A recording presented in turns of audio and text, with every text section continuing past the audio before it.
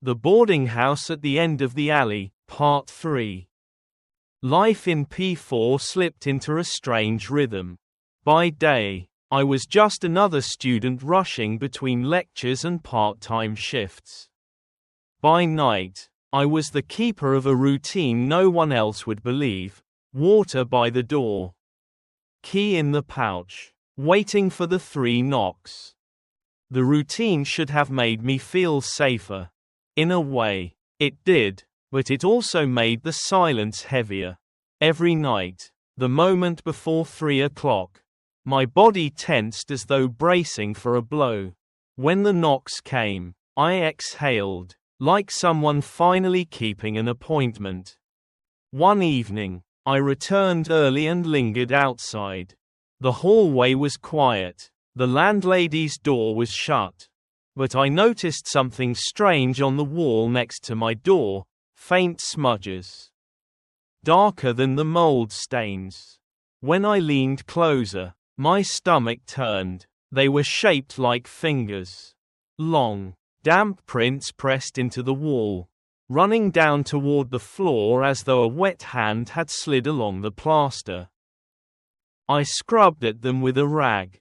The stains didn't fade. It was as if they weren't on the surface at all, but seared into the wall itself.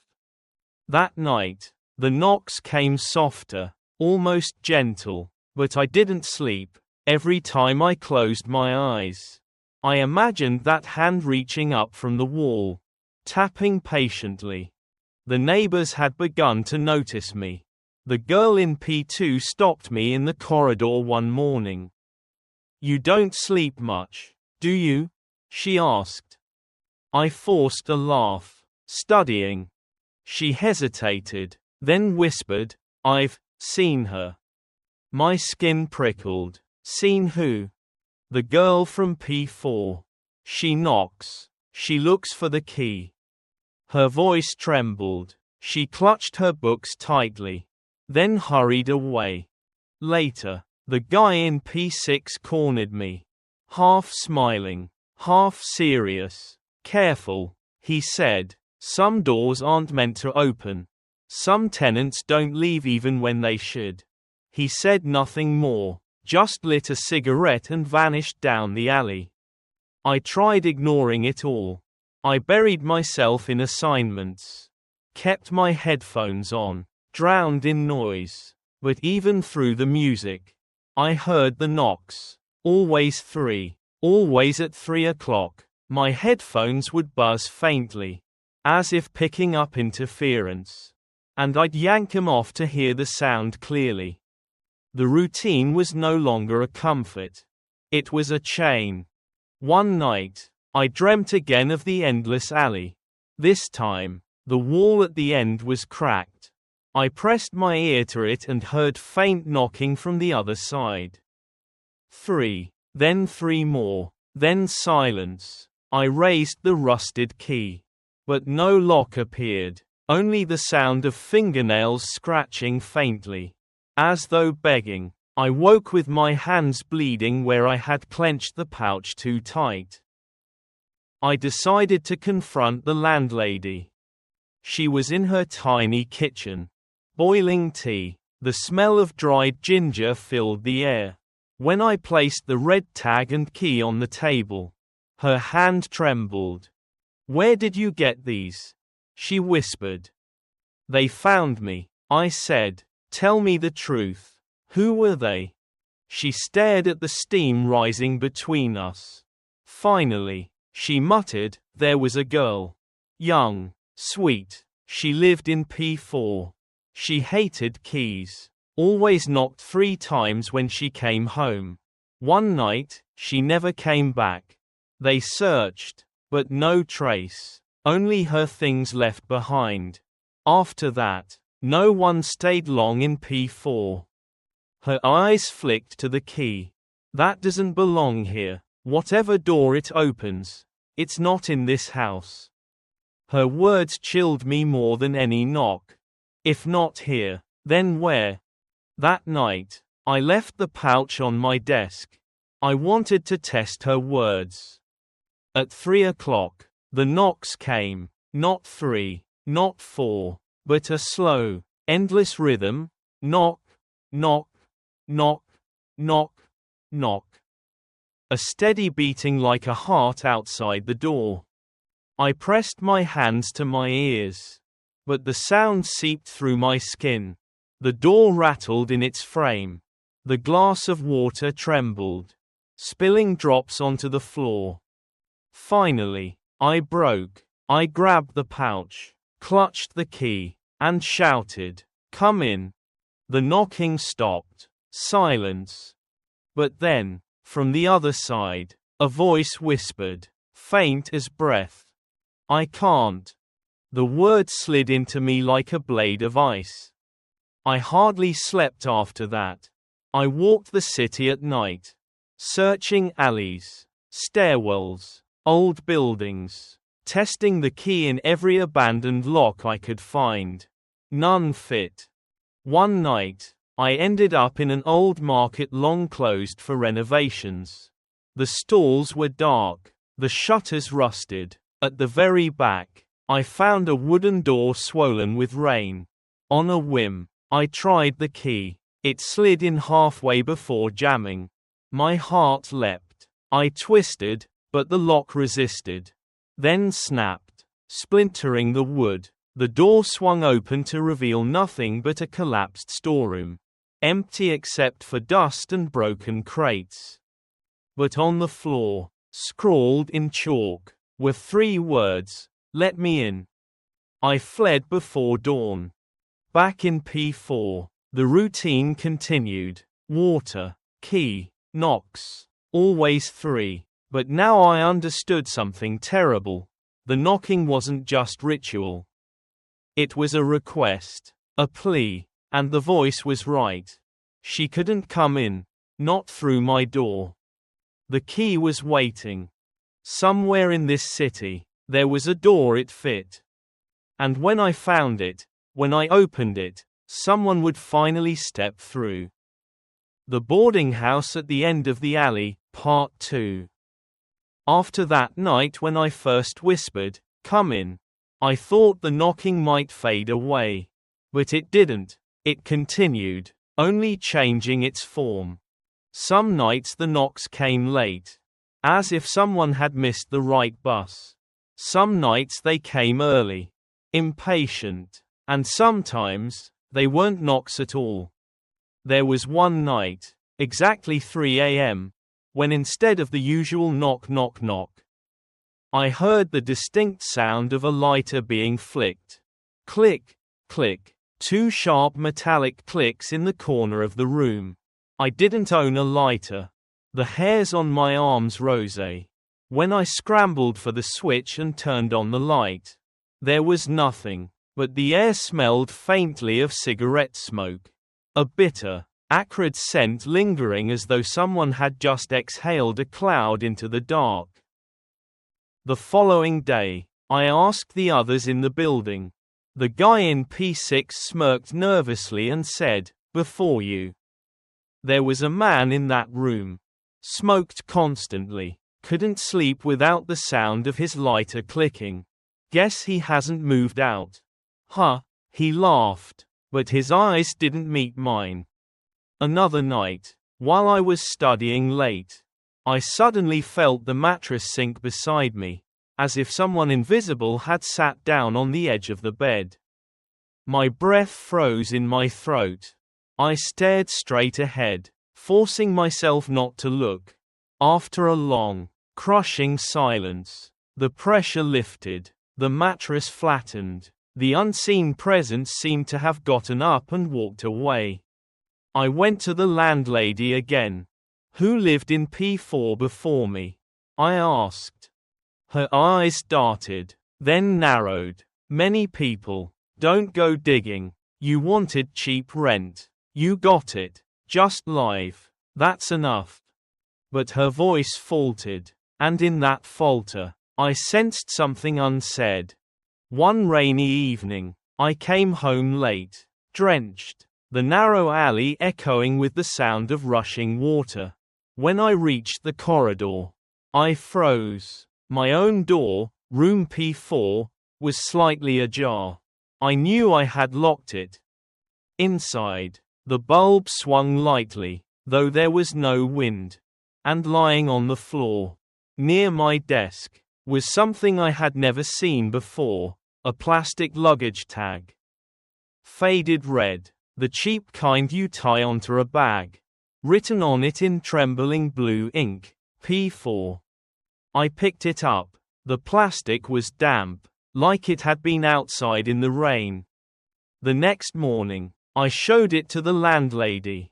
Her face drained of color. She clutched at the rosary beads around her wrist. That belonged to the girl. She whispered. She hated carrying keys. She tied that tag to her bag, so her roommate would recognize it. The night she disappeared, the tag was found right outside the room. No one dared touch it. We thought it was gone. My stomach twisted. Why was it back now, on my floor? After that, the knocks grew stranger. When I forgot to leave the water out, the knocks were sharper, impatient. When I remembered, they were soft, almost polite. One night, exhausted, I muttered through the door, "I'm too tired tonight." Only a single knock replied. A nod, then silence. But one night, the rhythm broke. At 3 a.m., instead of 3 knocks, there were 4. Knock, knock, knock, knock. Slow, deliberate. My chest tightened. 4 had never come before. I whispered, "Come in." The door shivered, but stayed shut. When I finally opened it, the hallway was empty. Only the sound of dripping rain echoed down the corridor. But there, on the floor outside my door, lay a key. Old, rusted, heavy, its teeth worn down, and tied to it with a frayed string was the same red luggage tag. Marked in faded ink, P4. I bent down, lifted it carefully. The metal was ice cold. I tried it in my lock. Nothing. I tried the mailboxes, the storage closet. No match. The key opened no door in the building. A key with no lock. From then on, I carried it with me, tied inside a small cloth pouch. At first, I thought it was just superstition, but soon I noticed the difference. When I kept the pouch close, the nights were quieter. The knocks came gently, on time, as though reassured. When I forgot it, left it on the desk, the knocks grew harsh, rattling the wood angrily. Sleep brought strange dreams. I dreamed of standing at the end of an endless alley, blocked by a wall. From the other side came knocks, pleading, desperate. In the dream, I clutched the key in my hand, but no lock appeared, no door to fit it. I woke drenched in sweat, fingernail marks in my palm from clutching the pouch too tightly. I told a friend of mine studying journalism. She listened carefully, tilting her head. "You have to write this down," she said, "not to sell, not to scare, but because some stories deserve witnesses." "Do you think I'm crazy?" I asked. She shrugged. "Maybe, maybe not, but the knocks are real to you. That's enough." The turning point came on a night when I was careless. I fell asleep without placing the water, without the pouch by my side. At 3 a.m., I was jolted awake by the loudest knocks I had ever heard. Bang, bang, bang. They shook the door like fists pounding. My heart seized. I whispered hoarsely, "Come in." The door rattled once, then fell still. And then, from under the crack of the door, slid the cloth pouch. My eyes widened. I had locked it in my desk drawer earlier that evening. Yet here it was, sliding across the floor to my feet. I picked it up with shaking hands. Inside, the key was warm, as though it had just been held tightly in someone else's fist. The knocks stopped. Since that night, things changed. The random lighter clicks, the invisible footsteps, the crushing weight on the bed, gone. Only the 3 knocks remained. Steady, always at 3 o'clock, and each time, I held the pouch in my hands. Whispered, "Come in." The air would shift, lighter, almost peaceful. But deep down I knew this was no ending. The key remained, a key with no lock, a key that belonged somewhere. And the thought that haunted me was this. Someday, somewhere in this city, I would find the door that key was meant to open. Until then, every night, the knocks would keep me waiting. The Boarding House at the End of the Alley, Part 1. I used to live in a small boarding house tucked away at the very end of a narrow alley. The rent was cheap, suspiciously cheap, but for a broke student like me, it was good enough. The landlady, an old woman in her 60s, smiled and told me the house had good feng shui. I just nodded, laughed politely, and moved in. My room was P4. Small, damp, with a single window facing the wall of the alley. At night, the yellow bulb outside the hallway flickered constantly, buzzing as if about to burn out. The floor smelled faintly of mold. The walls rough with patches of water stains. Still, it was better than sharing a room with 3 others. So I tried to settle in. The first week passed quietly. I went to class, worked part-time, cooked instant noodles. But on the 8th night, at exactly 3 a.m., I woke to a sound. Knock, knock, knock. 3 taps, clear, steady, from my front door. At first, I thought it might be a drunk neighbor or the landlady locked out. I opened the door, no one. The corridor stretched empty, the dim light flickering and buzzing. My skin prickled. I closed the door, crawled back into bed, and forced myself to sleep. The second night, again at 3 a.m., the same 3 knocks. This time I hesitated, heart racing. Slowly, I opened the door, empty hallway, silence. The third night, I didn't open. I sat on my bed, holding my breath. At 3 o'clock sharp, the knocks came. Knock, knock, knock. Calm, patient, not hurried, not violent, just persistent. I whispered, "Who's there?" No reply, only silence pressing against the door. From then on, every night at 3 o'clock, the knocks returned. Always 3, always the same rhythm. I asked around. The girl in room P2 admitted she sometimes heard footsteps pacing outside her door, but never saw anyone. The guy in P6 joked, "The place is haunted. But don't worry, the ghosts here are friendly." His laugh echoed oddly down the hallway. The landlady avoided the subject. When I asked directly if anyone had died here, her smile froze. "Young man, don't say nonsense. If you're scared, put a glass of water by the door at night. Spirits won't disturb you if there's water." She quickly walked away after that. So that night, I placed a clear glass of water on the floor by the threshold. At 3 o'clock, the knocks came again, softer this time, like fingertips brushing the wood. When I opened the door, no one was there, but the water rippled gently, though the air was still. Days blurred into weeks. I grew used to the exhaustion, waiting for the sound each night. Sometimes, from the corner of my eye, I thought I saw a shadow slip across the back window, a girl's silhouette. hair damp, shoulders trembling. Once, in the mirror above my desk, I glimpsed the faint outline of a white dress standing behind me.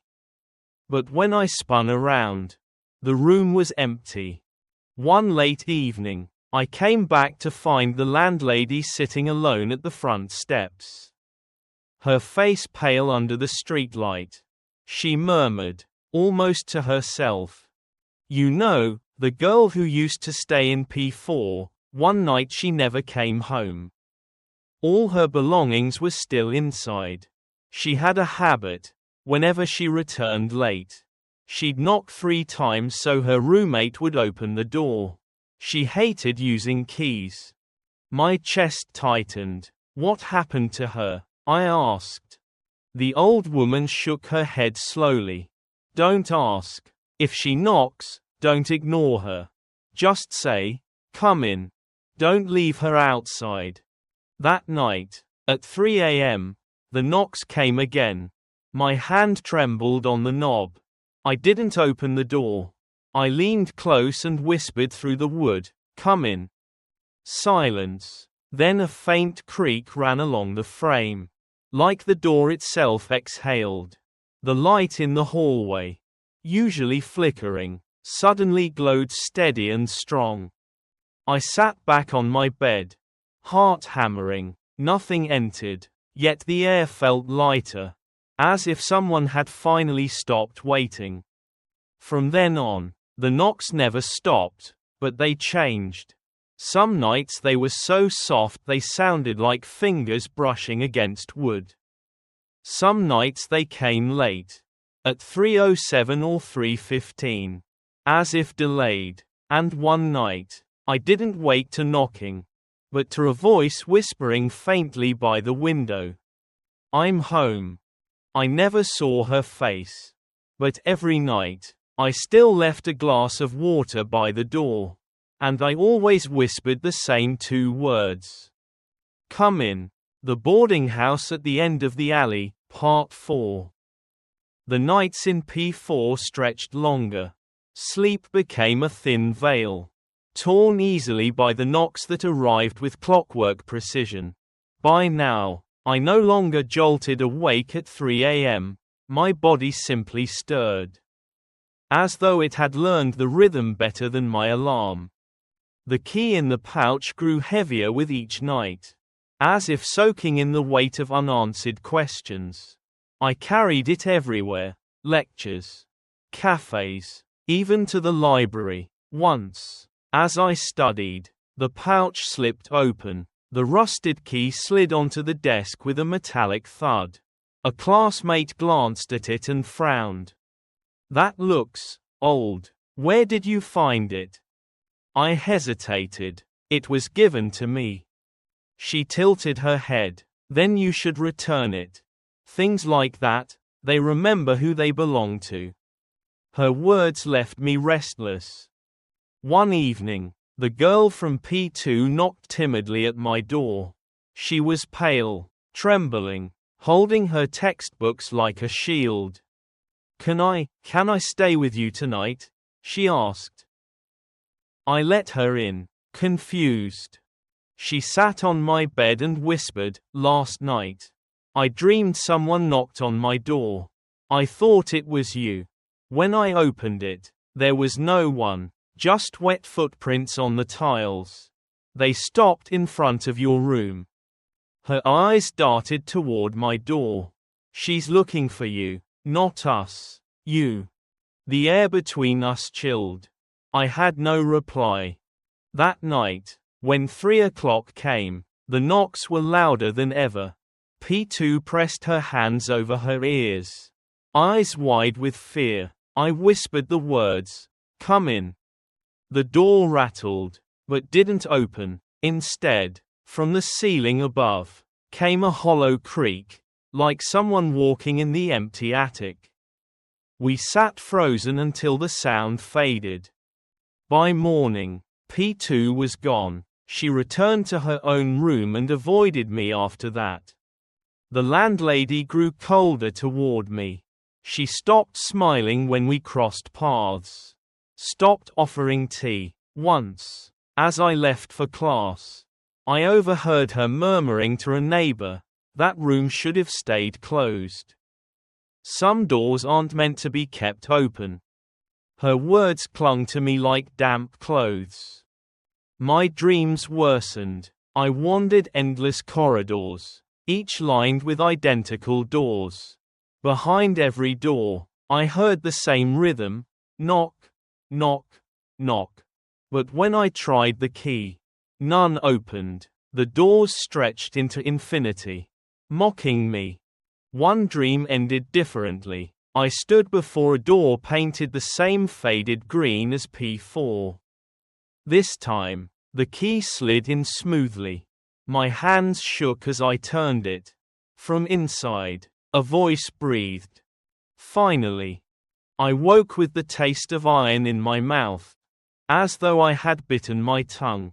The key lay on my chest, warm. I told Mai about the dreams. She didn't laugh. Instead, she scribbled notes furiously. "This isn't just a haunting," she said. "It's a dialogue. She's trying to tell you something. Maybe the key is the answer. You have to follow it." "But where?" I asked. She closed her notebook. "Wherever it takes you." That night, I waited with the key in my palm instead of the pouch. When 3 o'clock came, the knocks started. 3. Steady. I whispered, "Come in." Silence. Then, slowly, the key grew hot in my hand. The metal burned against my skin. My door handle rattled, though I hadn't touched it. And then I heard it. A voice, low and broken, whispering right behind the wood. "Open." My hand froze. I pressed my forehead to the door, trembling. "I can't. The key doesn't fit here." The voice sighed, long and hollow, then silence. When I looked down, the key was blackened, as if scorched, though it cooled quickly in my hand. I began wandering farther at night. I searched forgotten alleys, condemned houses, the ruins of a burned cinema. I tested the key everywhere.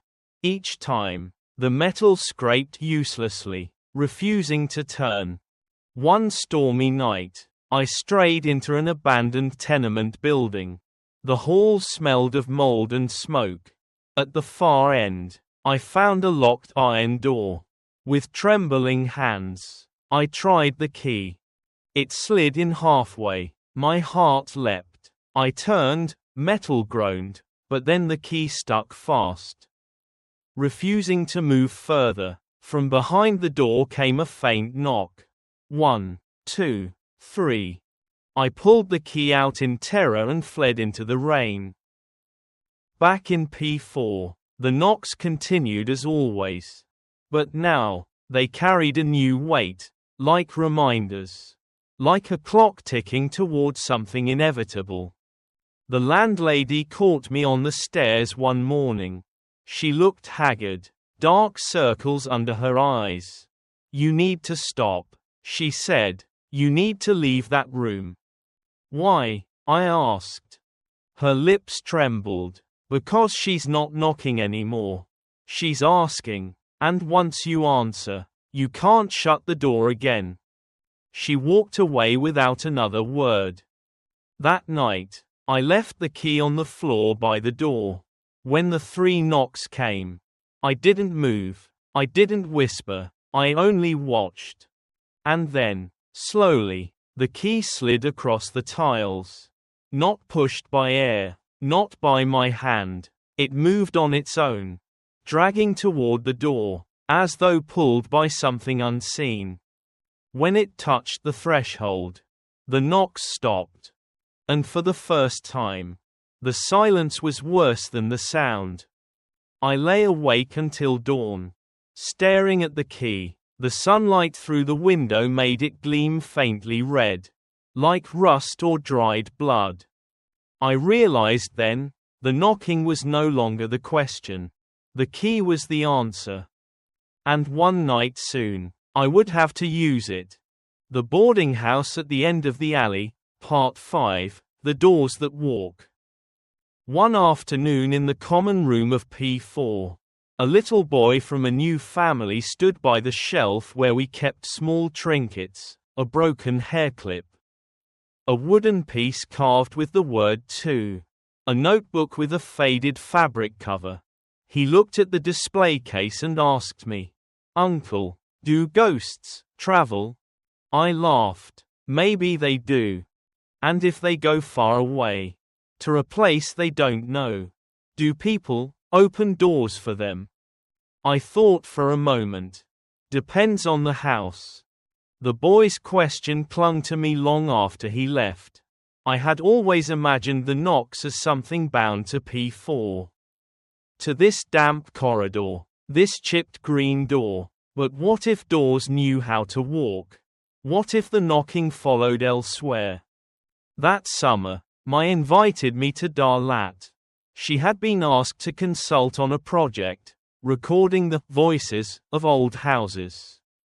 She wanted me there, to listen to silence. We rented a room in a villa hidden at the end of a gravel path. The iron gate rattled when opened.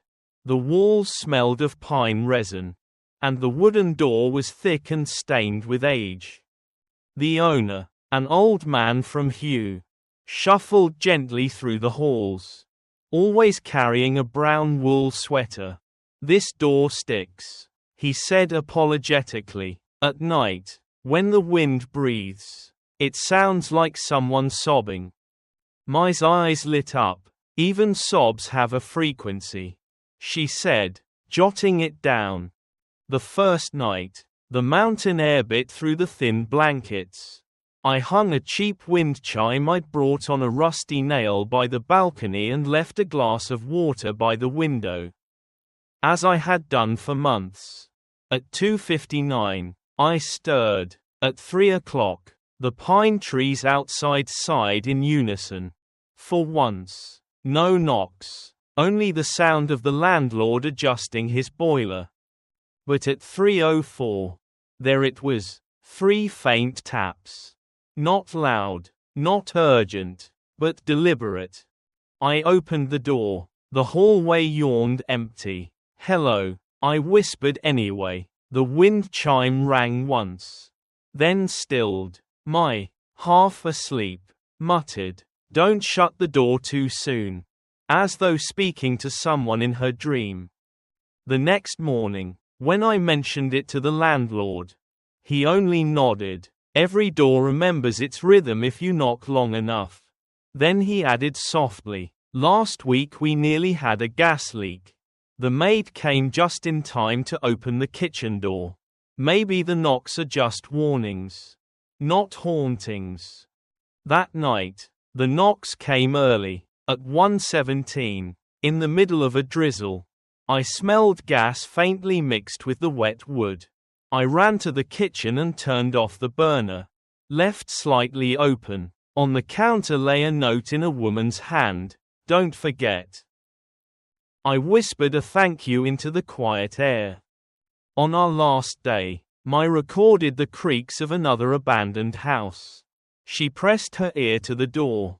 I followed suit, hearing not only the groans of wood and the sighs of air, but also, deep in the grain, a faint 3-beat rhythm, like a hidden heart.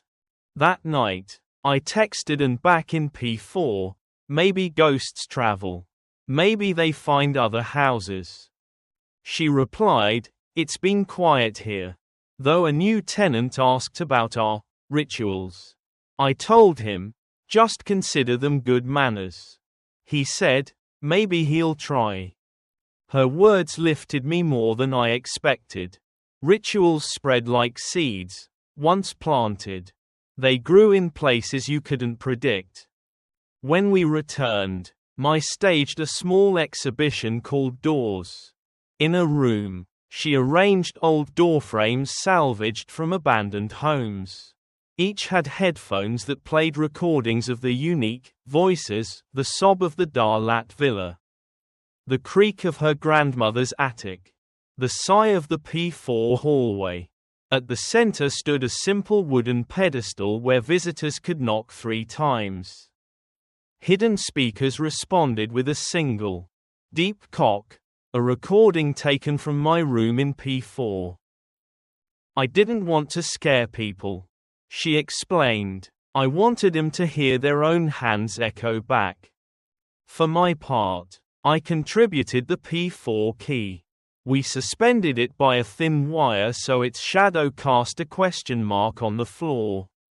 On opening night, a child knocked and pressed his ear to a doorframe. "I hear rain," he said. I nearly cried at his simple honesty. But later that night, I tugged my sleeve. "Look at the key."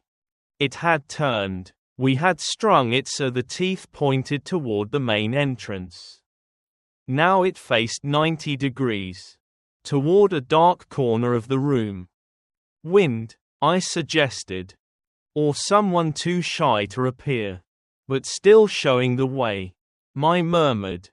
2 days later, when we packed the exhibit, the key was gone. The wire remained intact, the knot tight, but the key had vanished. I rushed back to P4. The hall was dim. At the threshold of my door, tied with a red string, lay the key, damp, cold, as if it had been out in the rain. It had come home. Then came the blackout. At 3 a.m., the entire block went dark. No hum of refrigerators, no buzz of neon signs, just silence. I texted my "Power's out." She replied she was checking on the guard. And texted, "I'm going upstairs to check on Mr. 506. I ran to join her. The stairwell smelled of wet cement. On the 5th floor, and was outside the old man's door. Knocking. "Sir, are you okay?" No answer. I pressed my ear to the door. Faint breathing. Shallow. Irregular. "Call an ambulance," I told in. As she ran, I knocked 3 times. "It's me." From inside came one hollow cock, like a hand slipping from the armrest. We broke the door minutes later. The old man was slumped in his chair, barely alive. They rushed him to the hospital. The doctor said we had arrived just in time. When he returned days later, he smiled at me, placed his palm on his chest, then tapped 3 times on his doorframe, teaching it how to listen again. Not long after, and suggested we hold a community night, not to scare anyone. Just to teach people how to knock before bed. Knock to check if your house is well. Knock to remind your neighbor you exist. Knock so someone might hear you if you need them. We called it the Night of the Walking Doors. That evening, residents gathered in the lobby. I told the story of P4, of 2, of the lighter, the hair clip, the notebook. I played the sounds of distant doors, sobbing wood, sighing hinges, and shared the story of Mr. 506 and his saving knock. No one said, "Ghost." We didn't need to. At the end, an old man raised his hand. He walked to the front and knocked 3 times on the glass door. Cock, cock, cock. There was no speaker hidden this time. No recording. Yet everyone nodded. It was enough. That night, I dreamed of a bus driving through a street carpeted in fallen red blossoms. At the back sat 2, dry-haired, in a thin raincoat, holding a ticket with no seat number. At the next stop, she stood, knocked gently on the seat back, and stepped off into the golden glow of another alley. She smiled once, then was gone. When I woke, the key lay heavy in my hand.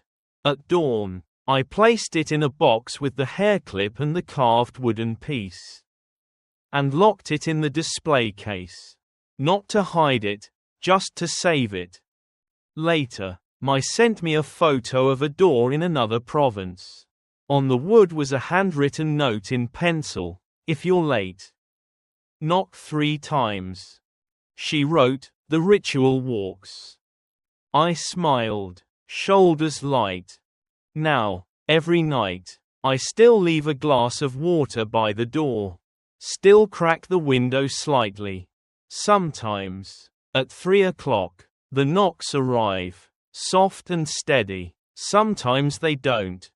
On nights of silence, I knock first. Cock, cock, cock.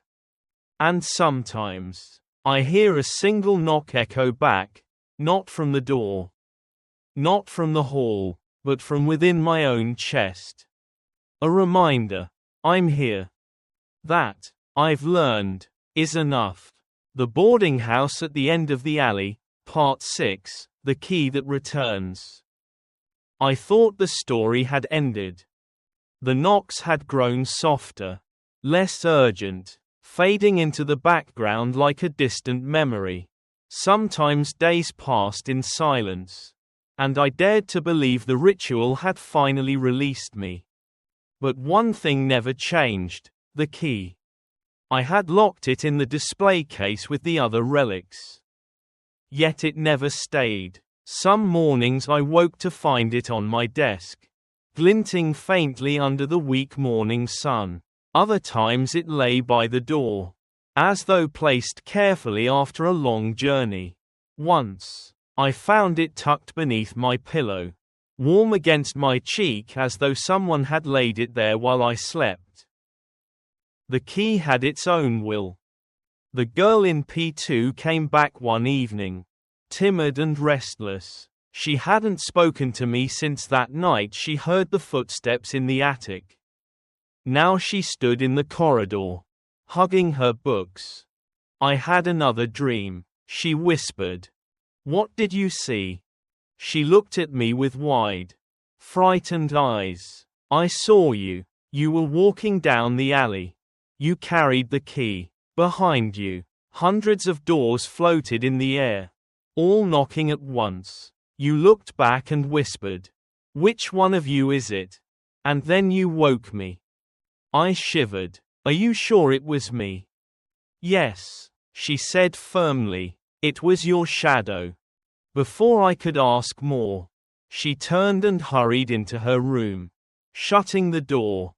That night, I didn't sleep. At 3 a.m., no knocks came, but the key began to hum. A faint vibration, as though alive, shivering in the glass case. I approached it cautiously. The vibration grew stronger, resonating through the floor, through the walls. My teeth ached with the frequency. Then, without warning, the glass shattered. The key clattered to the floor, glowing faintly red, and from the hallway, I heard them, not one knock, not 3, but dozens. Knock, knock, knock. From every direction, the ceiling, the floor, the walls, the doors of my neighbors, all pounding in the same rhythm. I covered my ears, but the sound came from inside my bones. In panic, I picked up the key. The knocks stopped instantly. Silence, heavy, breathless. And then a voice, clear and close, whispered, "You've kept me waiting." I bolted the door and stayed awake until dawn. When the first light came, I stumbled into the corridor. Everything looked normal, quiet, empty, the air heavy with dampness. But on the wall opposite P4, etched deep into the plaster, were words scratched by fingernails. "Find the door." I began to see signs everywhere. At the library, a cracked study desk had 3 faint indentations on its surface, perfectly spaced like knuckles tapping. On the bus, the seat behind me rattled faintly at every stop, though no one sat there. At a cafe, the bathroom door locked itself, and when I knocked 3 times, it unlocked on its own. The world was filling with doors, and each one seemed to be waiting for the key. One evening, I visited again. She brought a tape recorder filled with static. "Listen," she urged. Through the hiss, a faint rhythm pulsed. Knock, knock, knock. "I recorded this in an abandoned dormitory near the station," she said, "empty for years. But when I placed the recorder inside one room, this came through. It matches your knocks exactly." She leaned closer. "It's spreading. The rhythm doesn't belong to one ghost. It belongs to the key." Her words froze my blood. That night, I dreamed again of the endless corridor. But this time, the doors weren't closed. They swung open one by one, revealing shadows of people, men, women, children, standing silently, watching me. At the far end, a girl in a thin white dress waited. Her hair was dry now, her face pale but calm.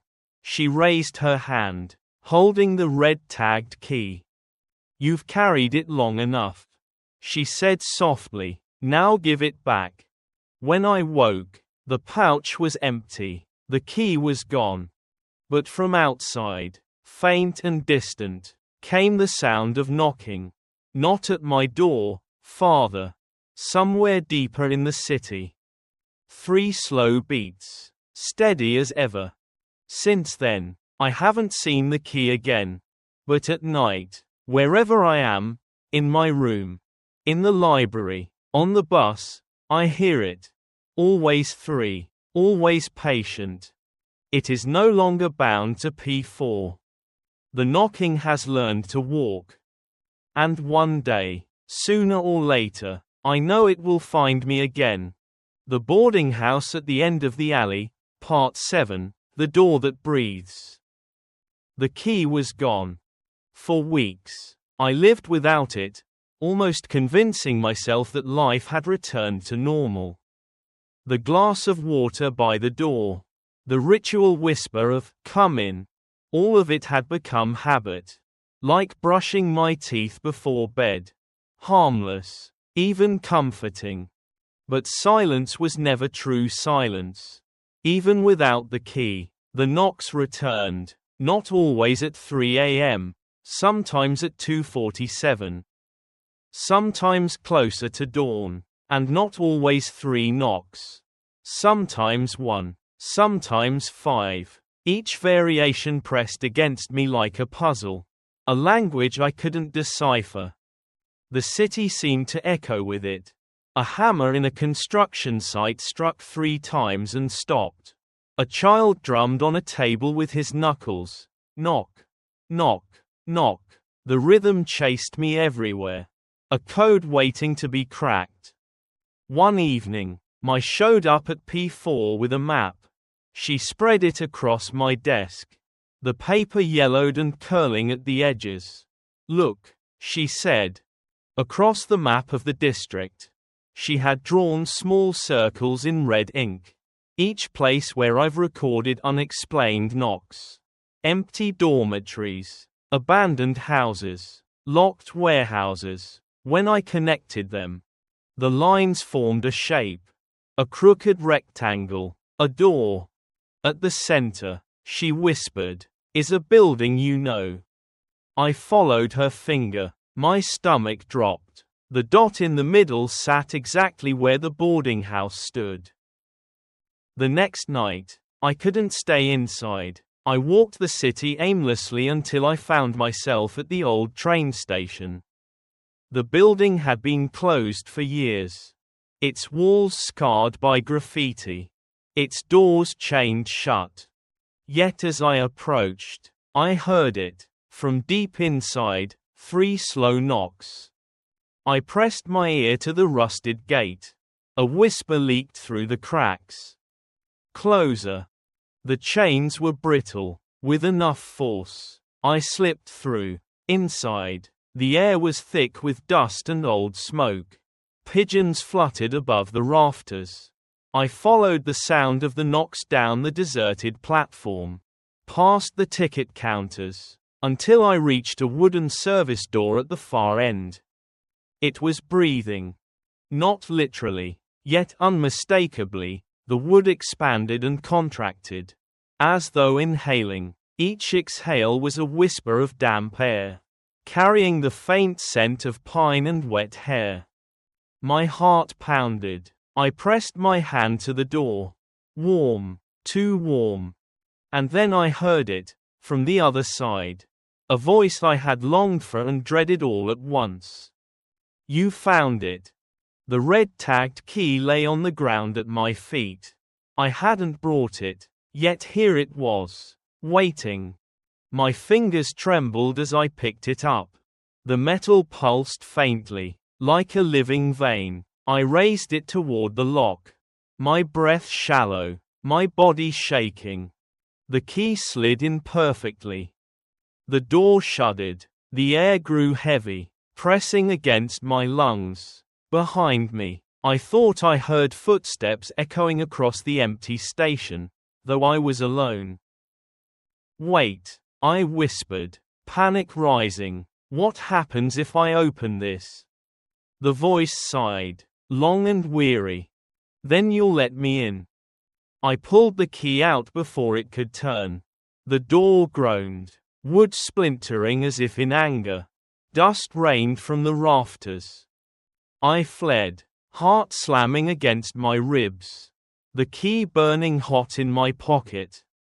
Back in P4, the landlady was waiting outside my door.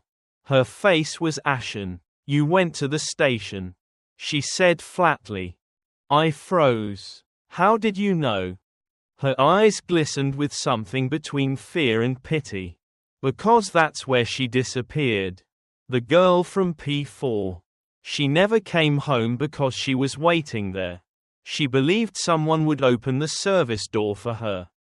She gripped my wrist, her nails sharp against my skin.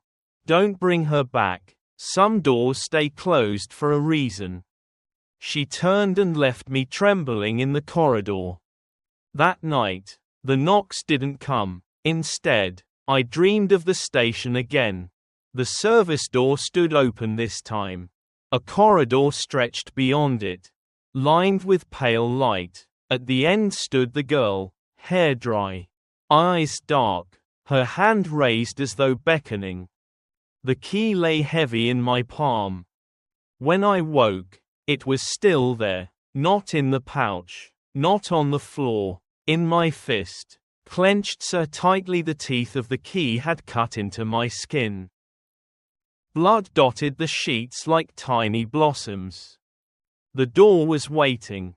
And now, so was I. The boarding house at the end of the alley, Part 8, The Choice. The key never left my hand after that night. Even when I tried to set it down, on the desk. The floor, the little shrine of objects in the glass case, I would wake to find it clenched in my fist again. The teeth biting into my palm. It had become a part of me. Or perhaps, I had become part of it. For days, the service door at the old station haunted me. I avoided walking past it. But every street seemed to curve back toward those rusted gates. My dreams were worse. Always the same, the door breathing. Expanding like lungs. The girl's voice whispering closer. Closer. Sometimes she pleaded, please. I can't wait anymore. Sometimes she commanded, open it. And sometimes she wept. One evening, Mai came with a recorder. You need to hear this, she said, pale. From the tape spilled a sound, knocking. Faint but unmistakable. Recorded from the inside of the old station. But behind the rhythm was something else, a voice. Low and cracked. He has the key. He won't use it. He's afraid. I shut the recorder off. My blood running cold. She's talking to you, Mai whispered. She's growing restless. If you don't decide, she might find another way. That night, I walked back to the station. The moon was thin, the air damp with fog. The chains on the gate were broken. I stepped inside. The platform stretched silent, the air heavy. The wooden service door waited at the far end. Its surface bulged faintly with each invisible breath. The key pulsed in my hand. My chest ached in rhythm with it, as though my own heart were beating through the metal. I stood before the door, sweat dripping down my temples. My hand shook. All I needed was a twist. Just one turn, and she would step through. I whispered into the wood, "What happens if I open it?" Her voice slid through the cracks, closer than ever. "Then I'll be free. You'll never be alone again." Her words coiled inside me. Loneliness had gnawed at me for months. For years. The thought of never being alone, it was sweet poison. But another thought followed. And if she lies? I closed my eyes, hearing the landlady's warning. Some doors stay closed for a reason. I raised the key. Slowly, I slid it into the lock. It fit perfectly, smooth as if it had waited only for me. The door shuddered. The air thickened. My ears rang with the sound of hundreds of knocks. Far away and near, a chorus of fists begging to be let in. I turned the key halfway. And stopped. "No," I whispered. The station fell silent. The wood groaned in protest. A sound like weeping leaked from the cracks. "I can't," I said, louder. "Not yet. Maybe never." I pulled the key free. The door screamed. Not with hinges. Not with wood. But with a sound like a throat-torn roar. Dust rained from the rafters. Pigeons scattered in a frenzy. But it didn't open. I ran back through the empty station. The key burning in my hand. Behind me, the knocks began again, furious now. Pounding. Relentless. They echoed down the platform. Followed me out into the street. Chased me all the way back to the alley. When I reached P4, I collapsed against the door. My hands shook so badly I dropped the key. It landed on the tiles with a sound that echoed far too loudly for such a small piece of metal. And then, silence. For 3 nights after, no knocks came. Not at 3 o'clock. Not at dawn. The silence was heavier than the sound had ever been. On the 4th night, I woke to something new. Not knocking. Not whispers. But breathing. From inside my own room. Slow. Patient. Waiting. The key lay on my desk. Glinting in the moonlight. Its teeth pointed toward the door. Not the one at the station. But the one I lived behind. The choice was no longer far away. The door had followed me home.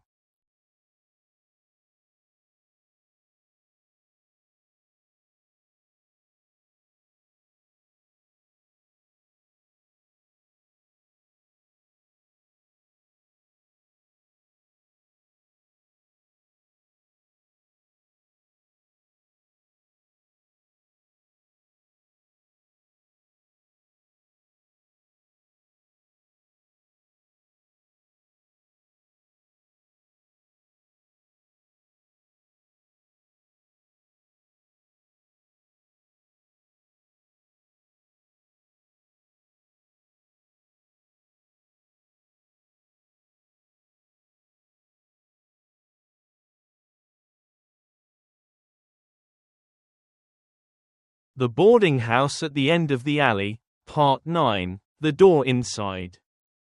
The silence was worse than the knocks. For 3 nights, I lay in bed at 3 a.m., staring at the door, waiting for the familiar rhythm. But nothing came, not one sound from the hallway. The absence pressed on me like a weight. On the fourth night, it changed. Not knocking, not whispers. Breathing. From inside the room. At first I thought it was my own, shallow, ragged from fear, but when I held my breath, the sound continued, low, steady, as if someone else was inhaling and exhaling in perfect rhythm with the shadows. I scanned every corner, under the desk, behind the wardrobe, under the bed, empty. The room was bare, yet the sound persisted, filling the air, vibrating in my bones. Finally, my eyes fell on the far wall, the one opposite my bed. Damp stains bloomed across its surface like bruises. And as I stared, I realized they were shifting, expanding and contracting in time with the breaths. The wall was breathing. I stumbled back, knocking over the glass of water. It spilled across the floor, creeping toward the wall. As the water touched the plaster, the stains darkened, veins spreading outward like cracks. Then I heard it. Knock, knock, knock. From inside the wall. I froze. My own door stood silent, untouched. The knocks came from the wall itself, the one that faced the alley. Slowly, the outline of a rectangle began to appear in the plaster, faint at first, then clearer, until I could see it plainly, the shape of a door. A hidden door, sealed within the wall, as though the room had grown around it. The key on my desk trembled. I picked it up. My hand shook violently, but when I raised the key toward the wall, the metal grew warm, humming faintly. The rusted teeth glowed red, as if sensing the lock that had been waiting all along. I pressed the key to the wall. It slid in. The plaster cracked, crumbled, falling in pale dust around me. Beneath it was not wood, not stone, just darkness. A void, blacker than night. The breathing grew louder, echoing from inside, and then, faintly, a whisper drifted out. Finally, you see me. I staggered back, but the wall held me. The rectangle pulsed, alive, a heartbeat I could feel in my chest. The key turned on its own, metal grinding as the hidden lock gave way. The wall split open. Behind it was no corridor, no alley, only a narrow space, like a throat swallowing light. Cold air rushed out, smelling of wet hair and soil. And in that air, something moved. A pale hand pressed against the edge of the opening, fingertips long and trembling. "Let me in," the voice breathed. I dropped the key. It hit the floor with a metallic scream. The opening pulsed once, then froze. The hand vanished. The breathing stopped. The wall sealed itself, plaster knitting back together, the stains retreating until only damp silence remained. The key lay at my feet, blackened, steaming faintly. For hours I sat trembling, unable to touch it. Dawn crept through the window, painting the wall in weak yellow. It looked normal again, just cracked plaster, water stains, nothing more. But I knew better. The door wasn't at the train station. It wasn't in another house. It had always been here. In P4. And someday soon, it would open again. The boarding house at the end of the alley. Part 10, The Last Knock. The wall had healed. By day, it looked ordinary again, just plaster. Cracked and damp, with the faint outline of mold like old bruises. But I knew what was buried inside. I could still hear it if I pressed my ear close enough, the faintest breath. A heartbeat muffled by stone. The key no longer glowed. No longer pulsed. It sat on my desk like any ordinary piece of rusted metal. But I didn't dare touch it. Because I knew the key wasn't waiting for me anymore. It was waiting for the door. For 3 nights, the silence remained. No knocks, no whispers, only the stillness of a predator holding its breath. I almost believed it had ended, that I had resisted long enough for whatever waited behind the wall to give up. Then came the 4th night. At exactly 3 a.m., the knocks returned.